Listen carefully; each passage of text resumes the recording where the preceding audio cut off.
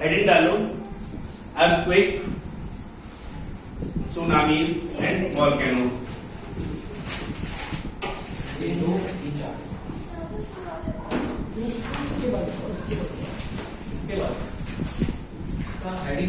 Earthquake, tsunamis and volcanoes.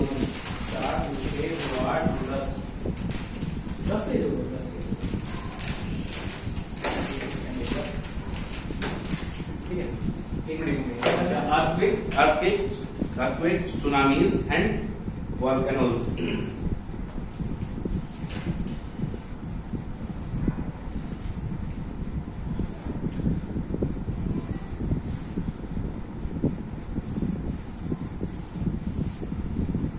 Formation सारी complete हो गई है, वो तुम्हारा टॉपिक फिनिश हो गया है।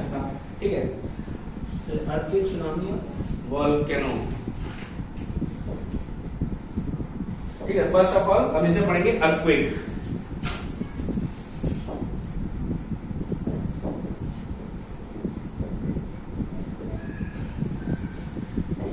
तो अर्थक्वेक क्या है? Study of earthquake. बताओ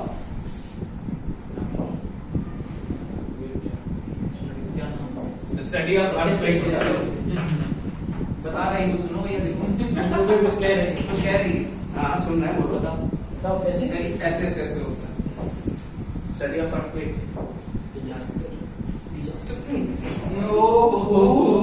माशाल्लाह।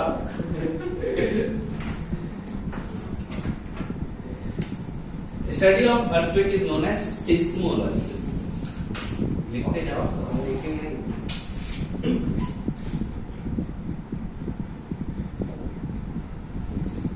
स्पेलिंग तो बता दो। SCISMO SEIS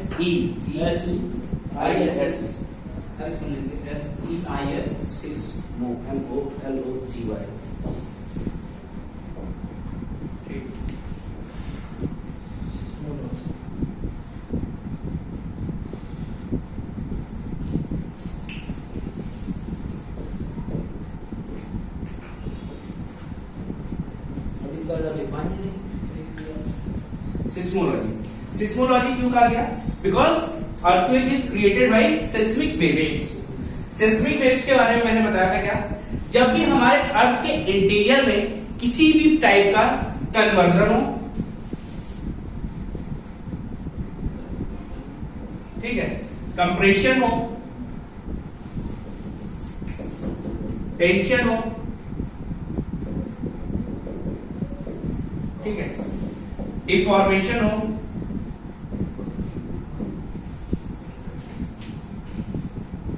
या कोई टेक्टोनिक एक्टिविटी हो रही हो,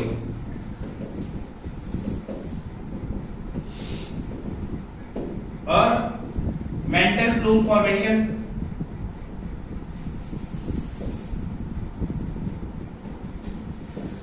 जब भी ये सब एक्टिविटीज होती हैं तो क्या होता है? हमारे अर्थ के अंदर डिफॉर्मेशन होते हैं, या कोई पत्थर टूट रहा होता है। अगर सबडक्शन होगा तो क्या होता है? एक प्लेट सबडक्ट हो रही होती है, मर्ज हो रही होती है। टेंशन है, किसी प्रकार का कोई स्ट्रेस आया तो भी क्या होगा? अंदर कुछ ना कुछ एक्टिविटी होगी, जिससे क्या होगा? अंदर पत्थर टूट सकते हैं। और जब ये एक्टिविटीज होती है तो क्या होगा? एक एनर्जी रिलीज होती है, जिसे हम सेस्मिक एनर्जी कहते हैं। वो एनर्जी किस फॉर्म में रिलीज होती है? That energy releases in the form of waves. ठीक है, दो टाइप्स की वेव्स होती हैं, primary waves, secondary waves and secondary waves.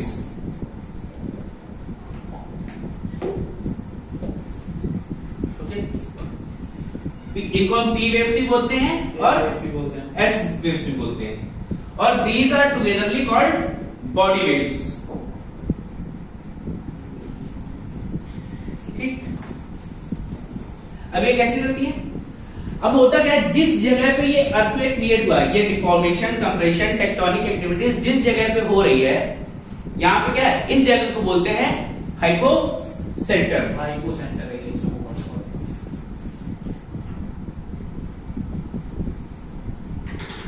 ठीक, हाइपोसेंटर से क्या होगा, पी वेव्स और एस वेव्स चलना स्टार्ट करेंगी।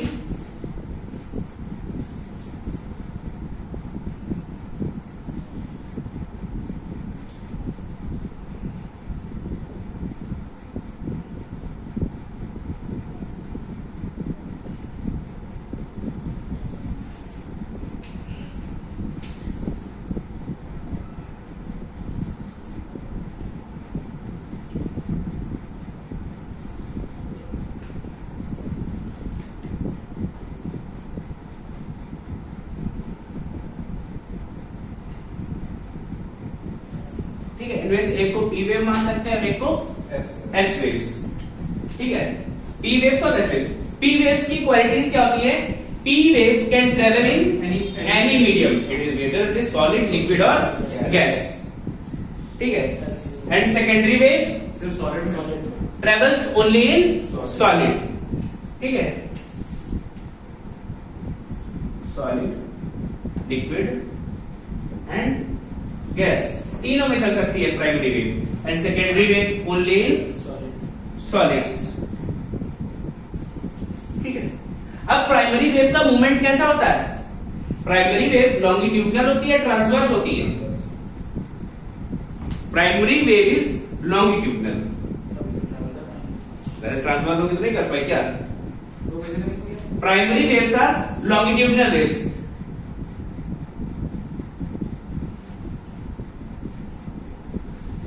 लॉन्गिट्यूडनल वेव्स कैसे चलती हैं, ये मोशन होता है।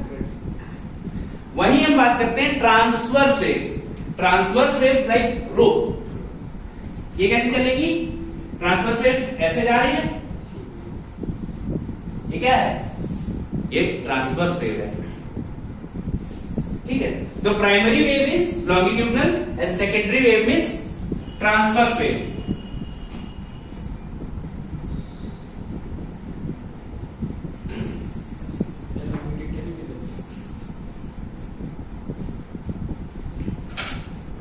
ठीक है, ये समझ में आ गया आपको। ठीक है, तो क्या करते हैं, ये वेव्स हमें इंटीरियर ऑफ अर्थ के बारे में जानने में हेल्प करती है। मैंने बताया था जब आपको इंटीरियर ऑफ अर्थ पढ़ा रहा था। ठीक है, इसके बाद अभी हम यहाँ अर्थक्वेक की बात कर रहे हैं।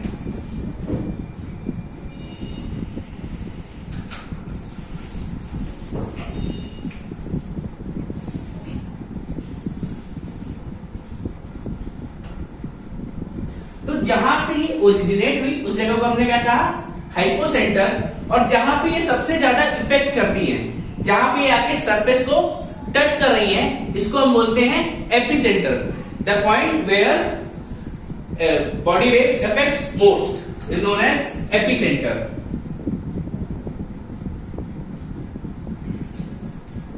ठीक है, इसको क्या बोलते हैं हम लोग, एपिसेंटर।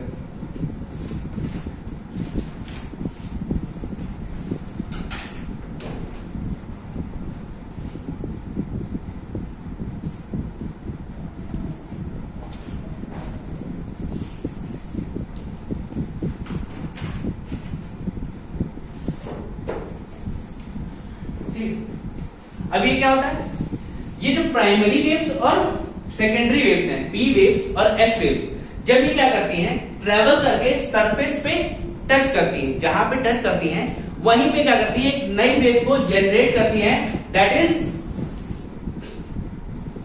Surface waves. सबसे ज्यादा डिस्ट्रक्टिव कौन सी होती है, सरफेस वेव्स। ठीक है, ये वेव्स यहां से आई, अंदर से निकल के ये एनर्जी यहां से निकली, और जब ये ऊपर आके सरफेस पे टच हुई, इसको हमने क्या नाम दिया, सरफेस वेव। ये एनर्जी अब चेंज हो गई, that is known as surface wave. अब जितना भी हमारा अर्थ का शेकिंग हो रहा है, जितना भी डिस्टर्बेंस क्रिएट हुआ, किसकी वजह से होता है, सरफेस वेव की वजह से। ठीक है, अब सरफेस वेव्स भी दो टाइप की होती हैं, कौन कौन से,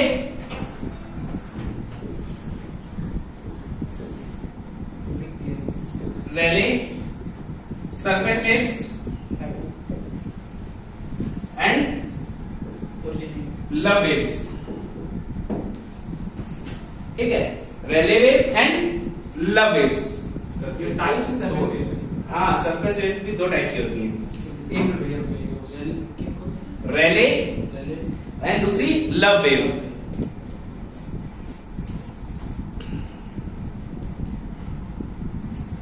ठीक है, सरफेस वेव्स दो टाइप्स की होती हैं, Rayleigh waves and love waves. Rayleigh wave and love waves both are transverse in nature. कैसी होती दोनों?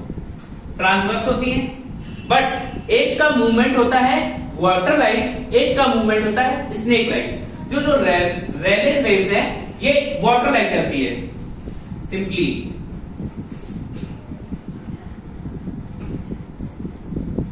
ठीक है, पानी ऐसे चलता है।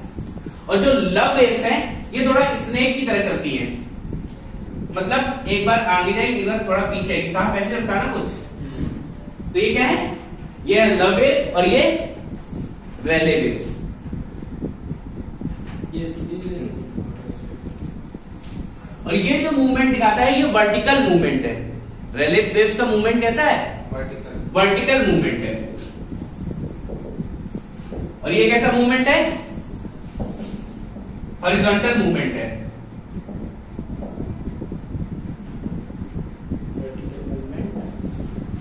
And horizontal movement. अब रेले वेव से जब भी कुछ डिस्ट्रक्ट होगा क्या होगा? आधी बिल्डिंग नीचे चली गई, आधी बिल्डिंग ऊपर चली गई, तो बिल्डिंग टूटी गिर जाएगी। और ये क्या करती है? हॉरिजॉन्टल, एक ही जगह बिल्डिंग है और आगे पीछे हो गई, ऐसे थी ऐसे मूव कर गई, तो क्या होगा? तो भी डिस्ट्रक्शन हो ही जाएगा। हो जाएगा। ठीक है,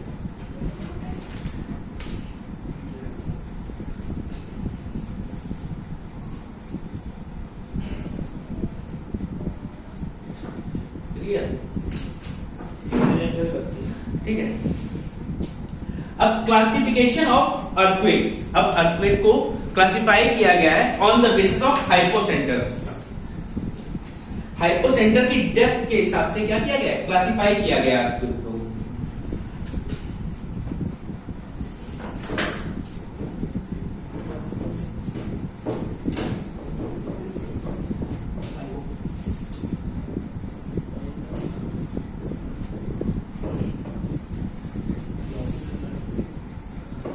classification of earthquake on the basis of hypocentre.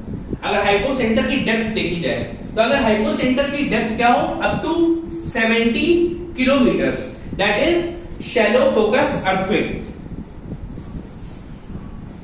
अगर डेप्थ कितनी होगी? Up to 70 kilometre hypocentre. Hypocentre कहां हो? 70 किलोमीटर गहराई पे हो, तो क्या होगा? ये शैलो डेप्थ अर्थक्वेक। ठीक है, अगर ये 70 से 300 किलोमीटर तक हो hypocentre, if hypocenter is from 70 to 300 kilometer depth, then it is intermediate depth earthquake.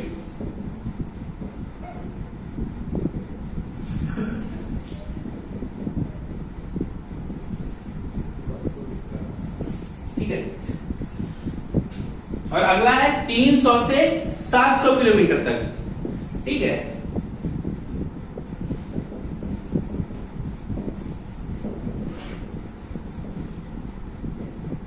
if hypocenter is from 300 to 700 kilometer, that is deep focus earthquake. अच्छा भैया, हाँ, ये हाइपोसेंटर ऊपर सरफेस से नापते होंगे कि किधर से? नीचे से, समुद्र तल से? सरफेस से नापोगे तो कहीं डिपेंड करता है कि समुद्र के अंदर है कि सरफेस पे है। नहीं, जैसे- अलग अलग चीजें हैं, देखो अभी बताएंगे तो समझ आएगा थोड़ी देर में। क्या ये सही? अगर डेप्थ हाइपोसेंटर की 70 से 300 किलोमीटर तक है तो इसको क्या बोलते हैं? इंटरमीडिएट डेप्थ अर्थक्वेक या इंटरमीडिएट फोकस अर्थक्वेक। ये डेप्थ की जगह फोकस लिख सकते हो। ये फोकस कहां पे है? शैलो फोकस अर्थक्वेक है। ये इंटरमीडिएट फोकस अर्थक्वेक है। ये डीप फोकस्ड अर्थक्वेक है। डेप्थ की जगह फोकस भी लिख सकते हो।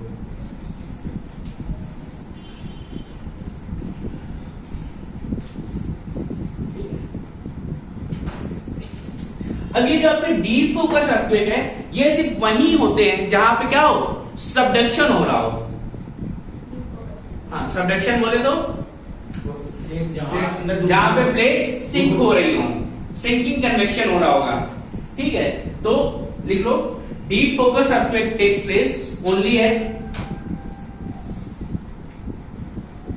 Subducting plate margin,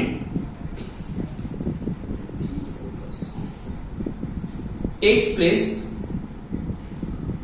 only at subducting plate margin.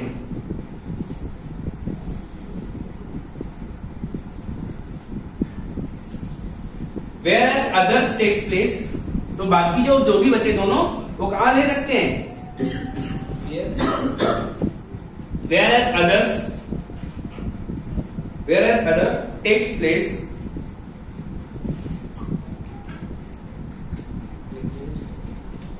in all type of margin. तो जितनी बची मार्जिन उनमें बाकी जो अर्थक्वेक्स हैं वो जो अर्थक्वेक मार्जिन है उनमें भी हो सकता है, या सिंगल प्लेट में भी हो सकता है, या मार्जिन में भी हो सकता है। बताया था ना मेंटल प्लूम कहां हो सकता है? Mantle plume can be done at a localised area, ठीक है। ठीक है, अब ये जो आपने हाइपोसेंटर की डेप्थ है इससे ज्यादा बहुत ज्यादा इफेक्ट नहीं पड़ता है। The depth of hypocentre, the depth of focus does not affect the destruction. Hypocentre को फोकस ही बोल लेते हैं कई बार। The depth of focus does not affect the destruction.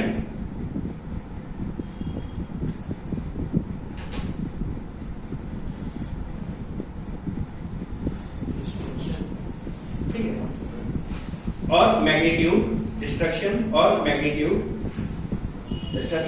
Magnitude of earth, destruction of और magnitude of earthquake as any focus earthquake can be weak और strong. ये जो फोकस आपका कहीं भी हो, 70 पे हो, 300 पे हो, ये कहीं भी हो, ये स्ट्रॉन्ग भी हो सकता है और वीक भी हो सकता है। जरूरी एनर्जी हो सकता है कि फोकस ज्यादा हो लेकिन वहां पे एनर्जी ज्यादा हो, और हो सकता है कि क्या हो आपका फोकस ऊपर हो लेकिन एनर्जी कम हो तो डिस्ट्रक्शन कम करेगा। इसलिए डेप्थ पे डिपेंड नहीं करता है। अब कॉजेज ऑफ अर्थक्वेक, कॉजेज तो लिख दिए, वो है प्रोसेस है।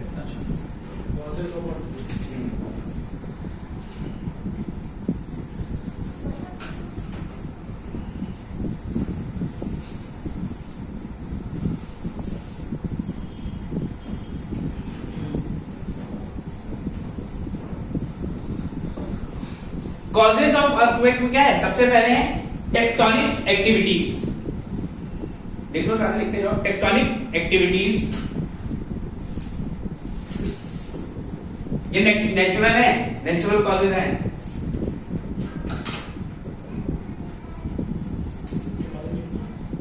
नहीं, दूसरा क्या है? वॉल्केनिक एक्टिविटीज,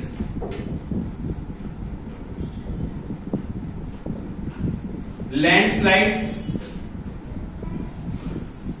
ठीक है।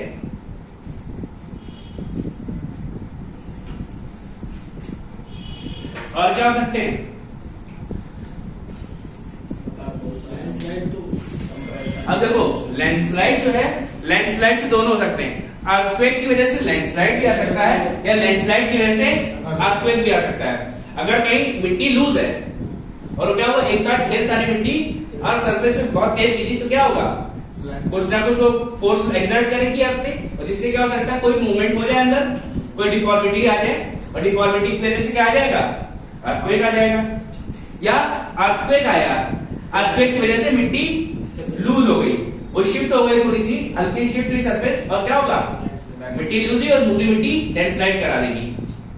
ठीक है, तो ये दोनों हो सकता है, लैंडस्लाइड की वजह से अर्थक्वेक या अर्थक्वेक की वजह से लैंडस्लाइड। अगर कोई मीटियोर, कोई उल्का पिंड पृथ्वी से आके टकरा जाए तो भूकंप आएगा?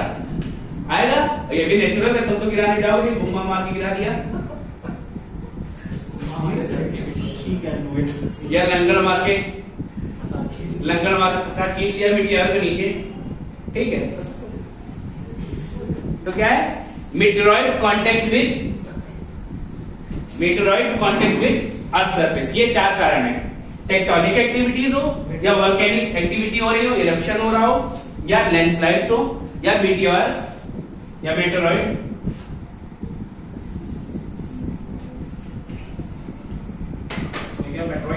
Contact with earth surface. Contact मतलब ये नहीं छू के आके आराम से गिरेगा, छू के कहां जाएगा, अंदर आ गया तो भाई गया। फिर इसके बाद ये तो नेचुरल कॉजेज थे, इसके बाद हम भी तो कुछ ना कुछ योगदान करेंगे, तो मैन मेड कॉजेज का भी नाम लिख लो। मैन मेड कॉजेज, तो मैन मेड में क्या है, सबसे पहले एक्सप्लोजिव्स। भैया हम लोग डायनामाइट यूज करते हैं, use of explosives, dynamite and nuclear explosives. Use of dynamite,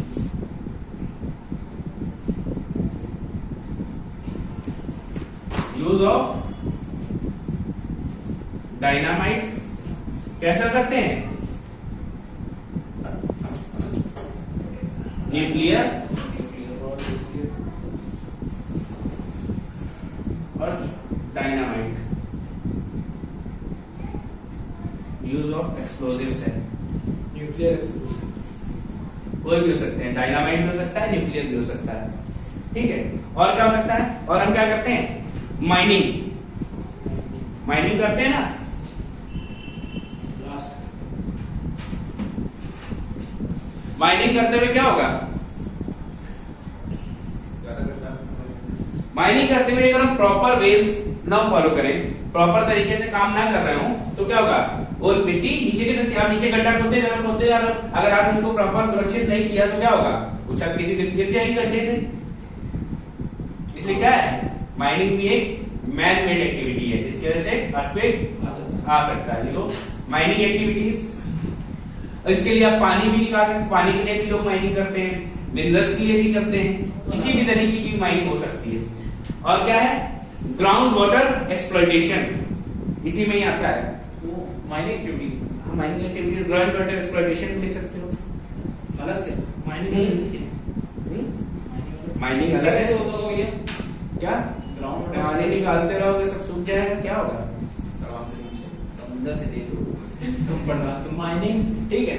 और एक है reservoir and dam induced activity.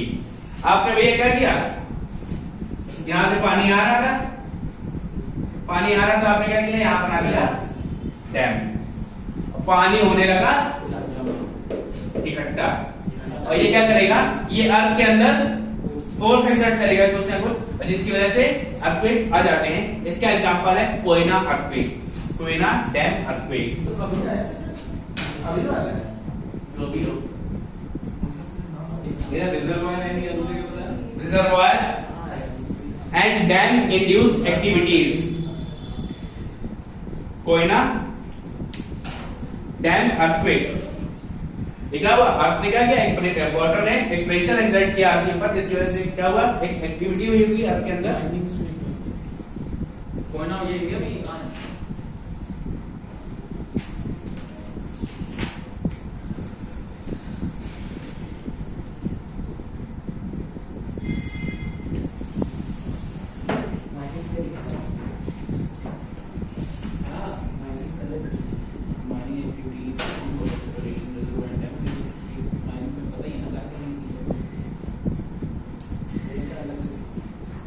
ठीक है।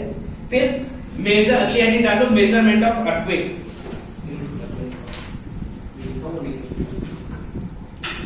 मेजरमेंट ऑफ अर्थक्वेक,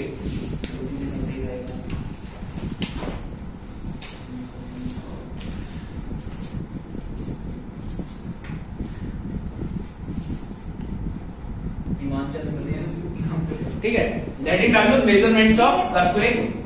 यहाँ होते हैं 1967 क्या होता है, हाँ सही बात है। अंडमान निकोबार है भाई, ऐसे तो ठीक है, तो वहाँ तो वो भी तो है, दिल्ली बोल क्या ना अभी यूपी में क्यों नहीं आता है? अरे तो कर दिया जाता है देखो, earthquake can be measured in 2 ways। अच्छा 12 बजे आया था। Earthquake same can be measured in two ways.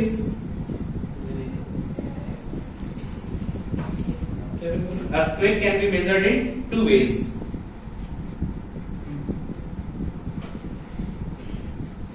तो क्या है, एक दो तरीके से नापा जाता है। एक है क्या, बाय डिस्ट्रक्शन। सबसे पहला by destruction caused by earthquake.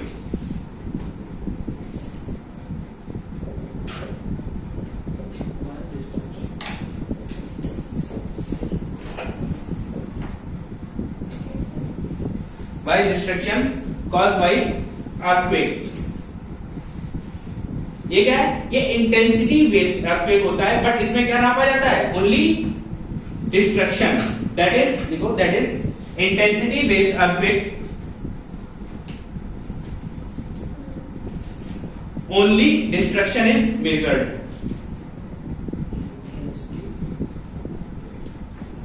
Based destruction, intensity based earthquake, only destruction is measured. ऐसा डिस्ट्रक्शन में बिल्डिंग कितनी है? हाँ, ठीक है। अब अर्थक्वेक क्या है, सबसे पहले मर्कली स्केल पढ़ते हैं। इसके लिए कौन सा स्केल पढ़ते हैं, मेर्कली स्केल, MERCALLI। डिस्ट्रक्शन वाला स्केल, डिस्ट्रक्शन वाले में, हाँ वैसी में ही है। इसमें क्या यूज होता है, मर्कली स्केल, डिस्ट्रक्शन वाले में। इसमें हमको क्या दिया होता है, स्केल होता है जिसमें 1 से 12 यूनिट्स तक, कितने, 1 to 12 तक यूनिट्स दी होती है स्केल में। 1 का मतलब क्या होगा, वेरी लेस, बहुत कम, और 12 का मतलब क्या है, catastrophic. That means completely destructive, पूरी तरीके से क्या कर देगा, सब तहस नहस कर देगा, बर्बाद कर देगा। ठीक है। Mercalli scale, it has 12 units from 1 to 12.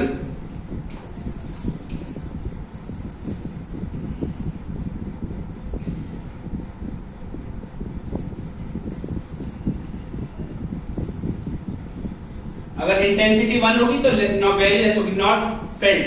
अगर जो ह्यूमन होते हैं, ह्यूमन कितनी इंटेंसिटी फील कर सकते हैं, जो बहुत ज्यादा सेंसिटिव होते हैं वो 2 नहीं तो 3 पे सभी को फील हो जाती है।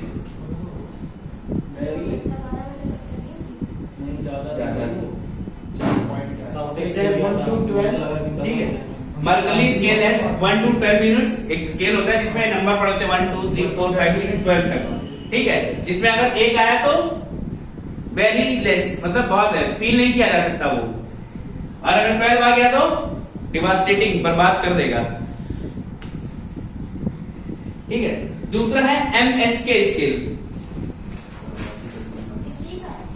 हाँ, इसी का एक और टाइप का है।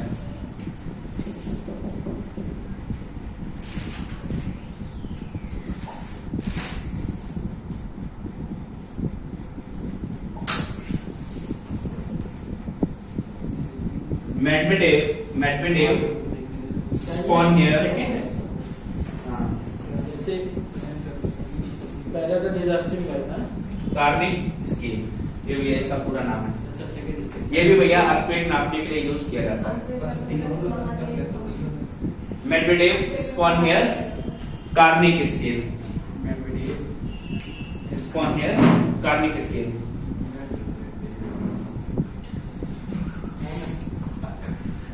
Medvedev spawn here Karnik scale.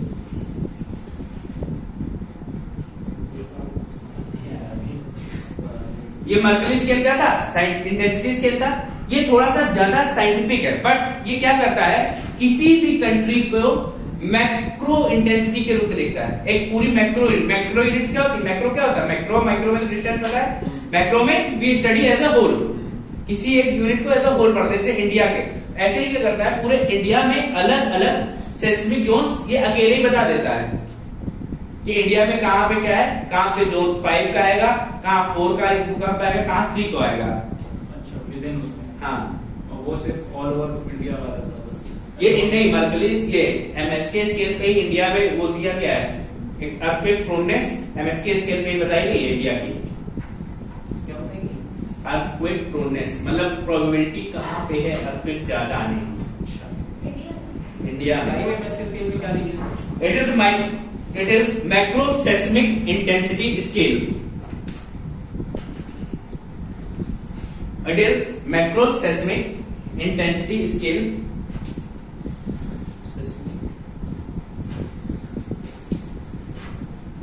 Intensity scale used for classifying countries and region. ये क्या करता है, एक ही कंट्री के अलग अलग रीजन बता देता है कि कहां पे कितनी अर्थक्वेक की प्रोनेस है. ठीक है, classifying countries and regions as per their intensity proneness.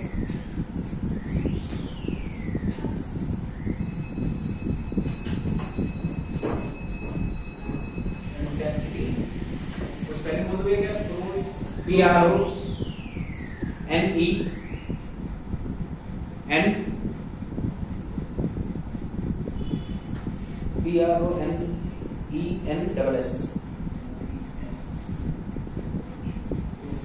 ठीक है, और यही MSK स्केल पे ही इंडिया को 5 अलग अलग कैसे बनाया गया, जोन्स में डिवाइड किया गया है. जिसमें क्या हुआ, इंडिया को 5 जोन से डिवाइड किया गया था. और जब अभी अपने यहाँ कानपुर में भूकंप आ गया, पहले ये माना जाता था कि नॉर्थ में जो सेंट्रल रीजन है यहाँ पे भूकंप आने के चांसेस नहीं है. और जब हम लोगों ने यहाँ पे फील कर लिया गया तो जोन 1 और जोन 2 को मर्ज कर दिया गया कि अब ऐसा कोई जोन बचा ही नहीं जहां पे हम फील ना कर सकें. ठीक है, India is classified into 5 earthquake Jones.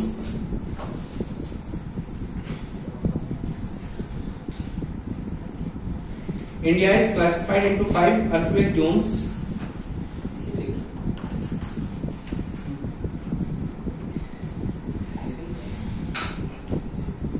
In which 1 and 2, zone 1 and zone 2 are merged recently. ठीक है,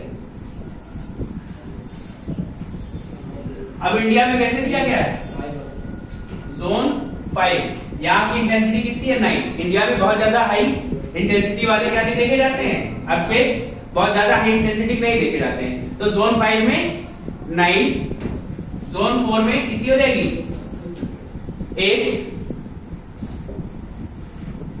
जोन 3 में 7, जोन 2 में 6 to 5, 6. 1 को क्या कर दिया गया, अब मत कर दिया. तो अब इंडिया में टोटल कितने जोन ही बचे हैं, 4 बचे हैं, 2, 3, 4, 5.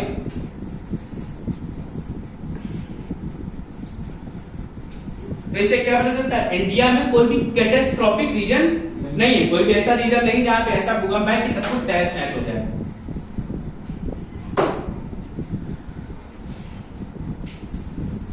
अगर आपको मैप देखना हो इसका तो वही है, कौन सा, नेचुरल डिजास्टर या नेचुरल हजार्ड्स वाला एटलस में दिया होगा, अर्थक्वेक्स.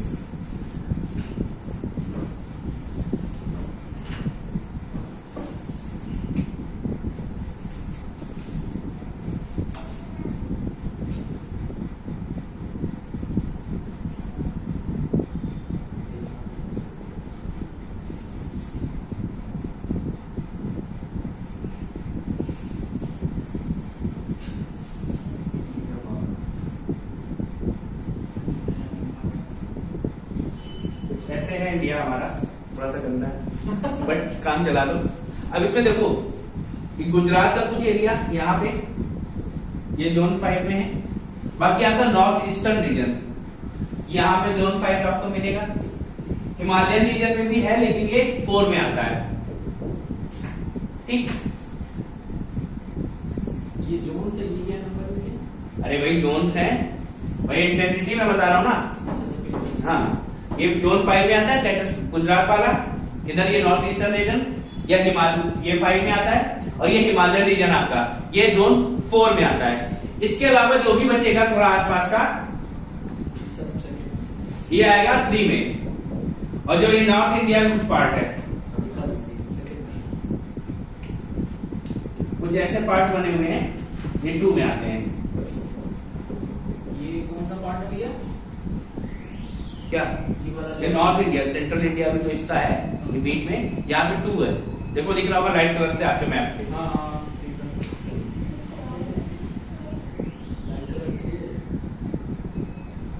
देखो जितना डार्क कलर दिखाई दे रहा होगा आपके मैप में उतना खतरनाक भूकंप आएगा, जितना लाइट कलर होगा उतना कम हल्का लाइट भूकंप आएगा।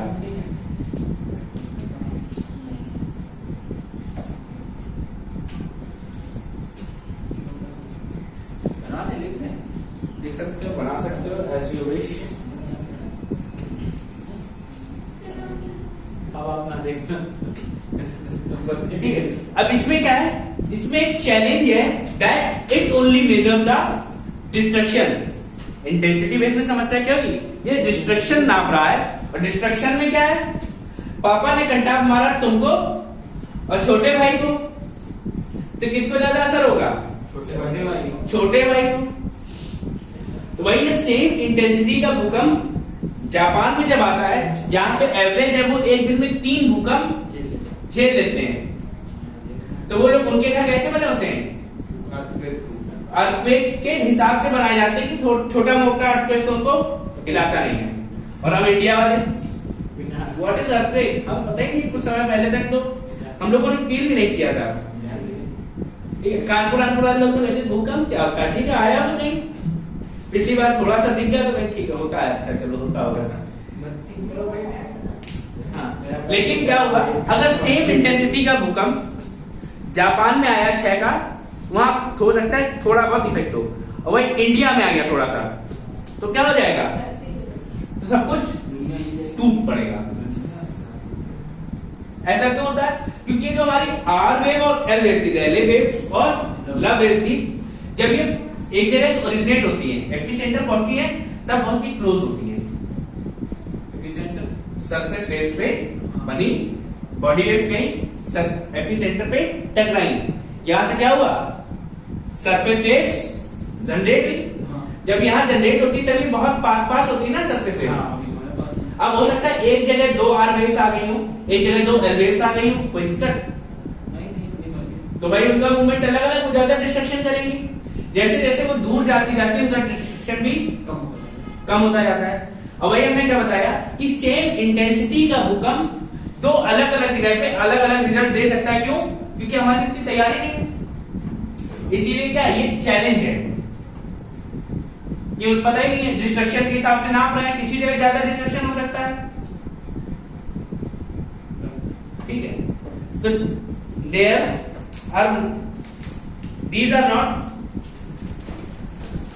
very scientifically managed scale,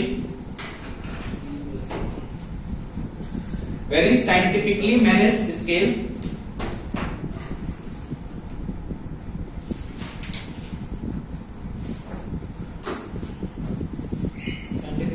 managed scale,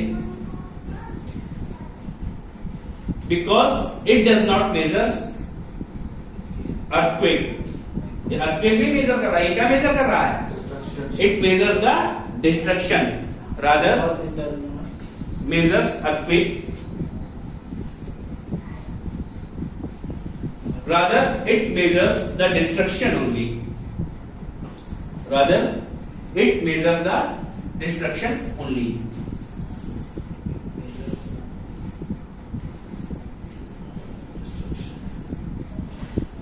अब इंटेंसिटी बेस से काम नहीं चला तो हमने कहा थोड़ा अच्छा तरीका ढूंढते हैं। अच्छा तरीका ढूंढने के लिए हमने क्या बनाया, शेकिंग ऑफ द ग्राउंड से एक स्केल बनाने की कोशिश किया, इसका हमने नाम रखा seismograph.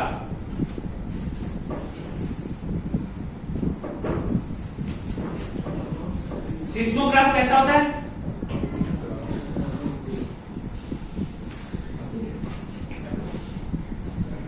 another way to measure earthquake,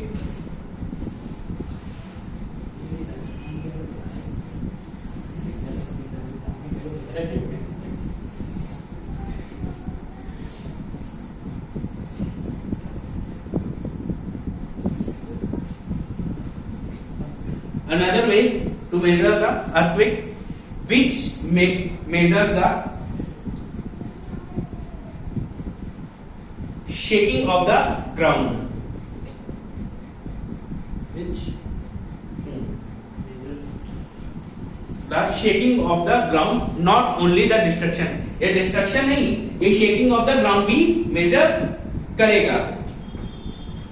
और इस स्केल को क्या बोलते हैं? By the use of seismograph. अगला स्केल कौन सा है? सेस्मोग्राफ। अब सेस्मोग्राफ कैसे काम करता है?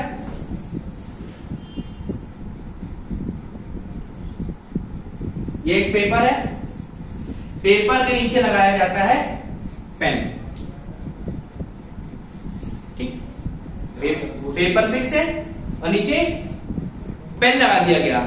अब जैसे ही इसमें मूवमेंट स्टार्ट होगी, थोड़ी मूवमेंट स्टार्ट हुई, थोड़ी देर बाद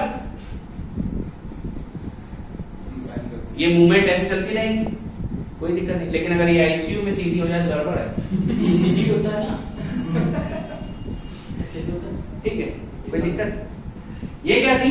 पहले एस वेव थी, एस वेव छोटी होती कोई दिक्कत नहीं, लेकिन जैसे ही ये सरफेस रिफ्लेक्ट कर रही तो क्या हो गई? ये बड़ी दिखाई। अब हमें क्या, ये क्या है इसका? Amplitude. Amplitude that means height of the wave. ठीक है, और ये क्या है? ये सरफेस वेव्स है।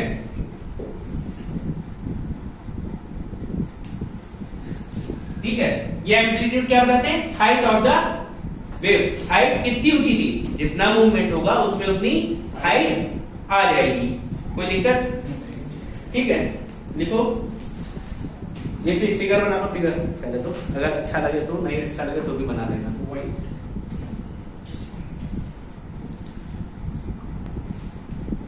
Seismograph scale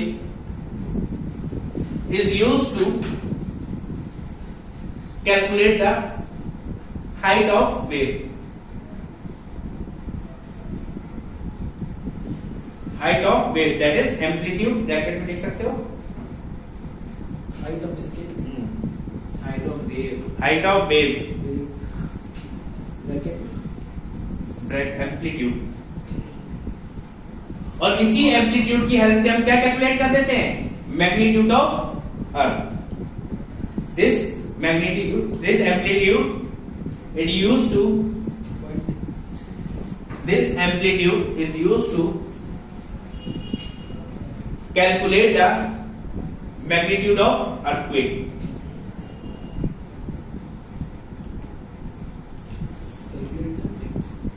magnitude of earthquake. ठीक है, पहले हमने एम्पलीट्यूड निकाला, फिर इस एम्पलीट्यूड से क्या निकाला हमने? मैग्नीट्यूड। मैग्नीट्यूड फाइंड करेंगे, और मैग्नीट्यूड फाइंड करने पे क्या पता चलेगा? ये जो स्केल होता है, इस स्केल में कितनी यूनिट्स हैं? यूनिट्स कितनी पता है? नहीं पता, बट इसका बेस होता है log. It is logarithm based scale. ठीक है, अगर स्केल बना है 1 2 3 4 5 6, ऐसे स्केल बना हुआ है, और इनका क्या होता है? ये लॉगरिथमिक बेस्ड स्केल है। हर टेबल में अगला नंबर उससे 10 गुना हो जाता है। समझ रहे हो? हर नंबर उससे अगले से 10 गुना हो जाता है। अगर यहाँ पे इंटेंसिटी 1 है, तो अगर आगे आएगी 2 पे पहुंच गई, दैट मीन्स 1 into 10, ये कितना हो जाएगा? 10 हो जाएगा। अगर 3 पे पहुंच गई तो 10 into 3 कितना हो जाएगा? 300। नहीं सॉरी, ये 10 into 10 होगा। अपने नंबर 10 टाइम्स होता है तो 100 हो जाएगी। जैसे जैसे एक नंबर बढ़ रहा तो हर टाइम 10 टाइम्स हो जाती है। ठीक है, तो लिख लो, seismograph is A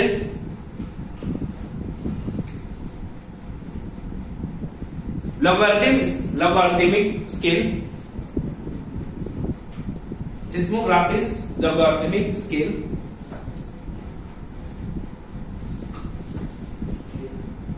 On the base of 10.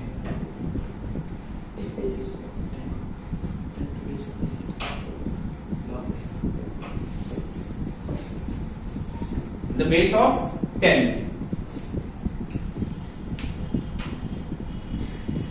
every next number will be 10 times of previous one. हर अगला नंबर क्या होता है, पहले नंबर का 10 गुना होता है.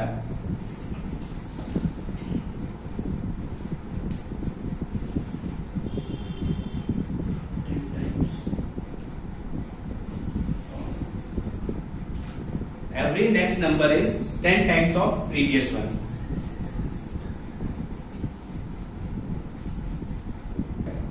ठीक है.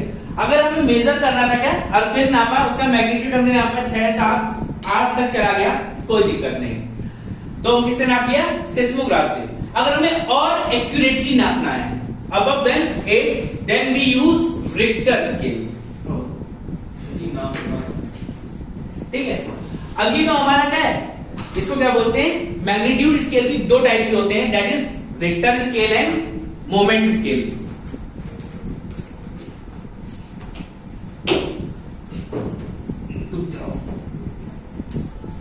Magnitude scales are of two types.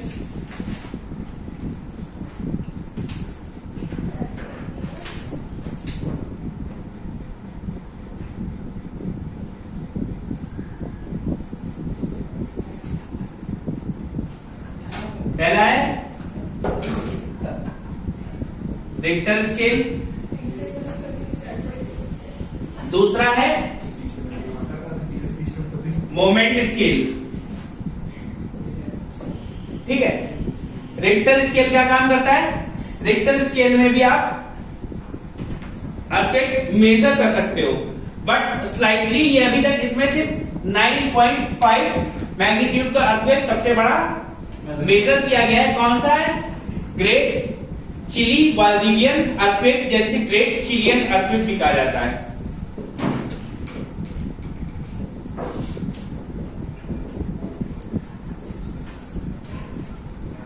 भैया 9.5 क्या है ये, मैक्स मैग्नीट्यूड, एम्पलीट्यूड, मैग्नीट्यूड.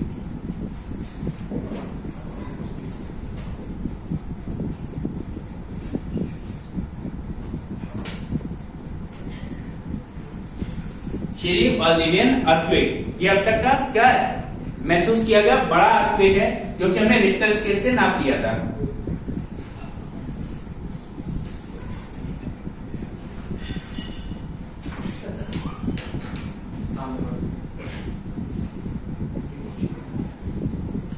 ठीक है.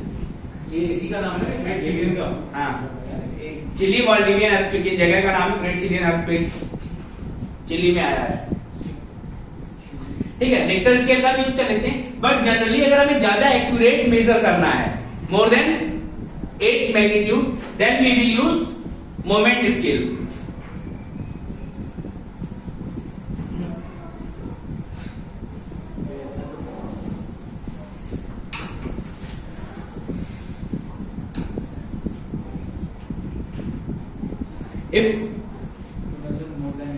If magnitude is higher than 8, if magnitude is higher than 8, then we can use another accurate scale. If magnitude is higher than 8, then we can use another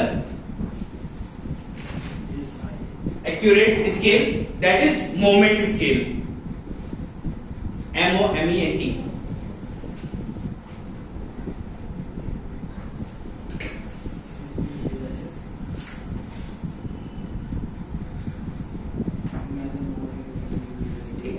अब ये क्या है, it measures the total moment release of earthquake. It measures the total moment release of earthquake. कितना movement हुआ है earthquake से, ये क्या बताएगा, it measures total movement release of earthquake. Movement MOMENT. Total moment release of earthquake. हाँ, ठीक है. और ये मूवमेंट क्या होता है, ए डिस्टेंस फॉल्ट मूव. कोई भी अर्थक्वेक आया, अर्थक्वेक से क्या हुआ, कोई एक फॉल्ट बन गया, दोनों के बीच में ये दूरी हो गई.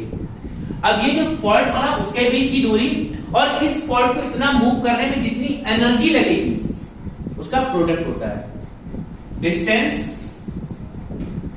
मोमेंट स्केल की बात हो रही है। हाँ, where moment is distance a fault move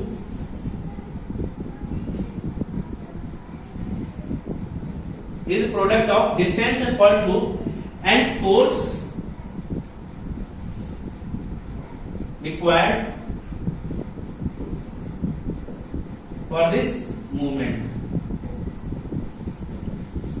भाई इसको इतनी दूर जाने के लिए कुछ ना कुछ मूवमेंट भी तो फोर्स भी तो लगेगा। उन दोनों का प्रोडक्ट क्या होता है, उसी को हम मूवमेंट बोल रहे हैं।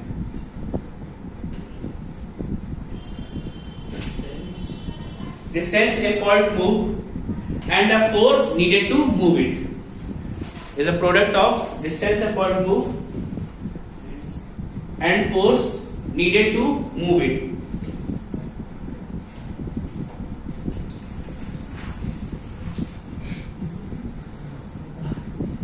ठीक है, अगर हमें 1 मैग्नीट्यूड का अर्थक्वेक लाना हो तो हमें कितना डायनामाइट यूज करना पड़ेगा? 20 kg। हाँ, इसी मल्टीप्लाई करते चले जाए, ज्यादा ना आ जाए। भैया मैग्नीट्यूड कितने गुना होता है? 10 गुना। अच्छा हाँ, नहीं तो वही मैं तो आपसे तो जितना अगर हमें चाहिए कि 6, 7, 8 लाना है मैग्नीट्यूड, जितना हमारे यहाँ डायनामाइट ही नहीं मिलेगा। 8 बहुत होता है। ठीक है, जुड़ जाएगा भैया। ठीक। कुछ अब एक और देखो, जो गुजरात भुज वाला केस है, गुजरात जो एरिया है वो भी देखो जोन 5 में आ रहा है। वहां भी रहता है hairline fault seismic zone है। वहां पे क्या होता है, जो हमारा अर्थ के नीचे क्या है, एक हेयर लाइन फ्रैक्चर है जिसका हमें अंदाजा नहीं होता है। लेकिन जब भी कोई अर्थक्वेक आता है तो वो क्या करेगा, वो डिस्ट्रक्शन ज्यादा क्रिएट करेगा। ऐसे जोन भी जोन 5 में रखे जाते हैं और गुजरात भी ऐसा ही जोन है।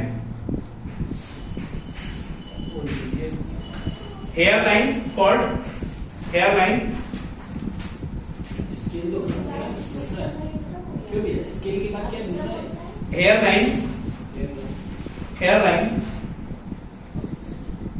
Hairline seismic, hairline fault seismic earthquake, hairline fault earthquake या सेस्मिक अर्थक्वेक।